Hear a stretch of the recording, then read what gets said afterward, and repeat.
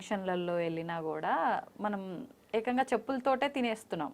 అది కూడా కొంచెం దోషంగా మారుతుందంటారా?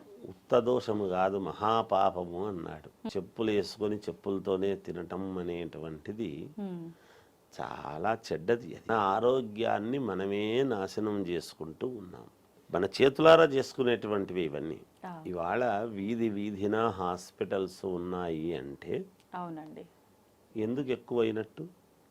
అంటే మనము సౌకర్యాలు మనం కొనేటప్పుడు కూడా చూడండి, ఇల్లు ఏదన్నా కొంటున్నామంటే హాస్పిటల్స్ దగ్గర ఉన్నాయా లేదా, అవును, స్కూళ్ళు పిల్లలకు స్కూళ్ళు దగ్గర ఉన్నాయా లేదా అని చూసుకోవడంలో ఆంతర్యం ఉంది. వెంటనే హాస్పిటల్లోకి పోయేటట్టు ఉండాలి అంటే మనం కోరుకోవటం. కరెక్టే. హాస్పిటల్లో కదా నిరంతరము ఎవరో ఒకరు వస్తారులే అని బెడ్లు నిరంతరం వేసి పెట్టినట్టుగా ఇంట్లో పరిపూర్ణముగా పర్మనెంట్గా ఉండే బెడ్లు ఉండడం. పూర్వము పరుపో చాపనో వేసుకుంటే ఆ చాప చుట్టి మళ్ళీ పక్కకు నిలబెట్టేవాళ్ళు.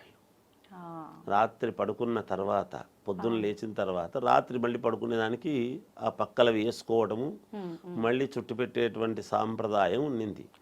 అందుకనే వాళ్ళు బాగా ఆరోగ్యవంతముగా చాలా వాళ్ళ తిండ్లు వేరండి అంటుంటాం మనం ఊరికే. వాళ్ళ తిండ్లు వేరు కాదు, వాళ్ళు నడిచిన నడవడిక, వాళ్ళ మార్గమే వేరు. మన మార్గమే అనుచితమైన మార్గం.